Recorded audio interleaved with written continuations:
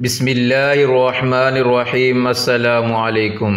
حضرت ابو ذر غفاری رضی اللہ عنہ اور شیر کا واقعہ جاننے کے لیے اس ویڈیو کو مکمل دیکھیں اور اس چینل کو سبسکرائب کریں۔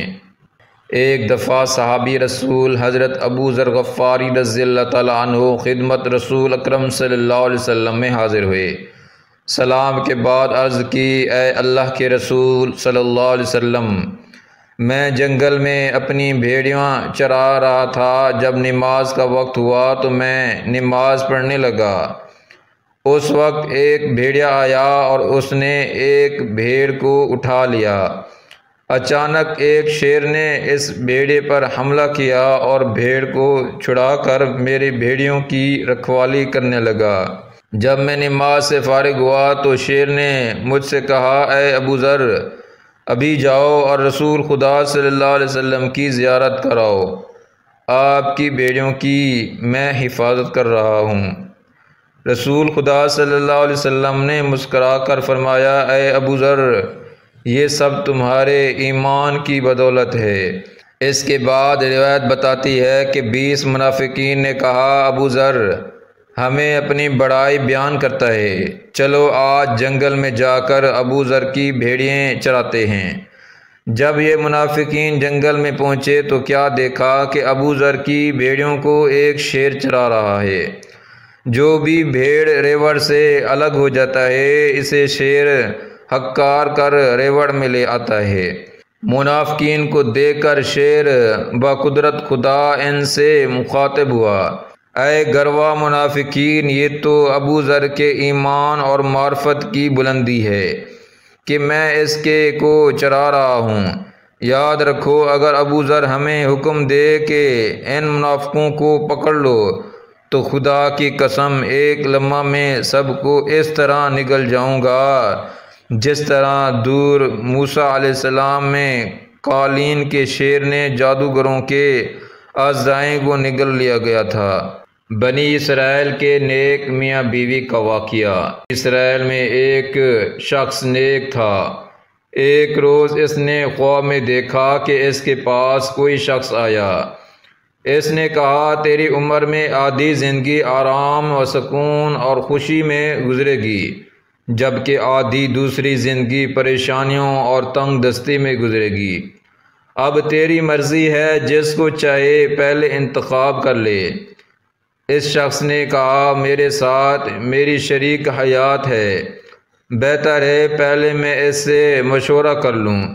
جب صبح ہوئی تو اس نے بیوی سے کہا، رات خواب میں میں نے ایک شخص کو دیکھا اور اس نے مجھ سے کہا، تیری آدھی زندگی میں خوشیاں ہیں اور آدھی زندگی میں پریشانیاں ہیں۔ اب تیری مرضی، جس کو چاہے پہلے انتخاب کر لے۔ اس کی بیوی نے کہا، پہلے خوشی کو انتخاب کر لو۔ اس نے اپنی شریک حیات کی بات پر عمل کیا اور پہلے خوشیوں کا انتخاب کیا۔ پھر جب اسے کوئی نعمت ملتی تو اس کی زوجہ اس سے کہتی، تمہارا فلاں ہمسایہ ضرورت مند و محتاج ہے، اس کے ساتھ احسان کرو۔ یہ اسے کہتے، تمہارا فلاں رشتہ دار نیاز مند اور ضرورت مند ہے، اس کی مدد کرو۔ اسی طرح جو بھی اس کو نعمت ملتی وہ غریبوں اور محتاجوں کی مدد کرتے اور ان نعمتوں کا شکر ادا کرتا۔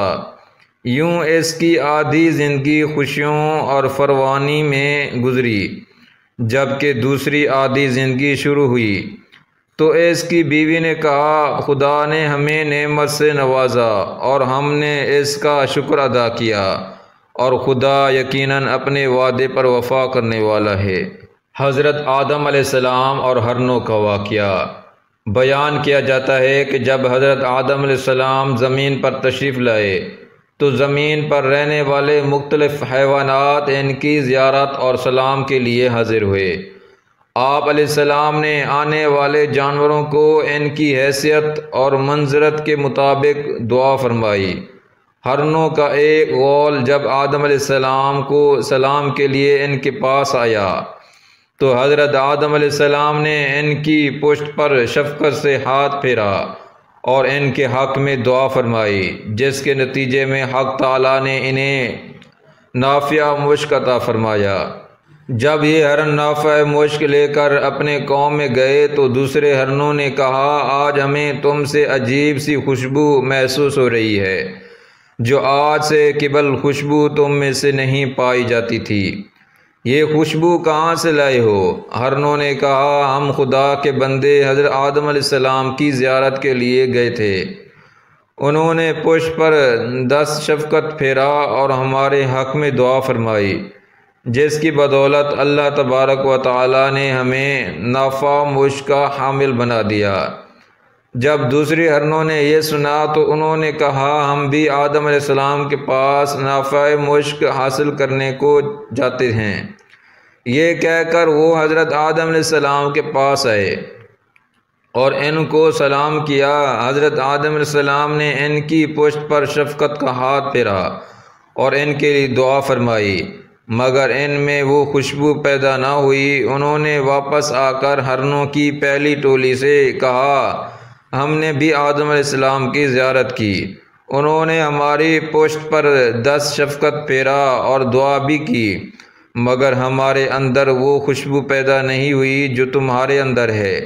تو دوسرے ہرنوں نے جواب دیا ہماری اور تمہاری نیت میں فرق تھا، تم نے حضرت آدم علیہ السلام کی زیارت کو خلوص نیت سے انجام نہیں دیا، بلکہ تمہاری نیت یہ تھی کہ پروردگار تم کو بھی نافع مشک عطا کرے، اس لیے تم محروم رہے، اور ہماری نیت خالص تھی، لہذا حق تعالیٰ نے ہمیں اس خوشبو سے نوازا، اور یہ خوشبو قیامت تک ان کی نسلوں میں باقی اور قائم رہے گی۔ بس جو بھی اپنے عمل کو خلوص نیت سے اللہ کے لیے انجام دے گا تو اس کے آثار اور برکات اس کے لیے اور اس طرح اس کے لواحقین کے لیے روز قیامت تک قائم رہے گی۔ نیک بادشاہ اور ملکہ کا واقعہ بیان کیا جاتا ہے کہ کسی ملک میں ایک نیک سیرت بادشاہ کی حکومت تھی۔ وہ شاہی خزانے سے ایک پیسہ بھی اپنی ضروریات کے لیے نہیں لیتا تھا۔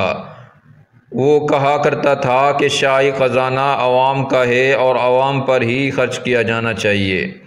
بادشاہ خود کتابت کیا کرتا اور اس کی آمدنی سے اپنا گزارا کرتا۔ اس کی ملکہ بھی نیک تھی، وہ گھر کا سارا کام خود کرتی تھی، صفائی کرتی، کھانا پکاتی، کپڑے سیتی، غرض گھر کے سارے کام کاج اپنے ہاتھوں سے کیا کرتی۔ ایک روز ہوا کچھ یوں کہ ملکہ کا ہاتھ روٹی پکاتے ہوئے جل گیا۔ جب بادشاہ گھر آیا تو ملکہ نے کہا مجھے ایک خادمہ رکھنے کی اجازت دیں تاکہ وہ گھر کے کام کاج میں میری مدد کرے۔ بادشاہ نے کہا ملکہ تم جانتی ہو کہ میں شاہی خزانے سے ایک پیسہ بھی نہیں لیتا، اس لیے کہ یہ عوام کا پیسہ ہے اور میری آمدنی اتنی نہیں کہ میں ایک خادمہ رکھ سکوں، کیونکہ میری آمدنی میرے ہاتھ کی کمائی پر ہے، اور کتابت سے اتنی آمدنی نہیں ہوتی کہ میں ایک تمہارے لیے خادمہ رکھ سکوں۔ مزید بادشاہ کہنے لگا کہ اگرچہ میں بادشاہ ہوں مگر حقیقت میں ایک عام غریب آدمی ہوں۔ شاہی خزانے پر صرف عوام کا حق ہے جو صرف عوام کی فلاح کے لیے ہی خرچ ہونا چاہیے۔ اگر آج میں نے اس خزانے سے آج کچھ لیا تو کل خدا تعالیٰ کو کیا جواب دوں گا؟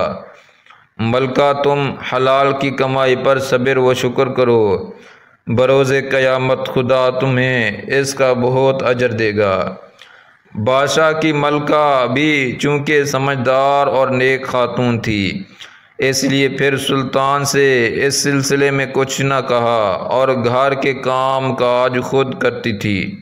اس لیے کہا جاتا ہے کہ خدا سے دوستی رکھنا ہو تو اپنے ہاتھ سے کماؤ اور حلال رزق سے اپنے اور خاندان کی کفالت کرو۔ اللہ ہمارے حکمرانوں کو بھی ایسی سمجھ عطا فرمائے۔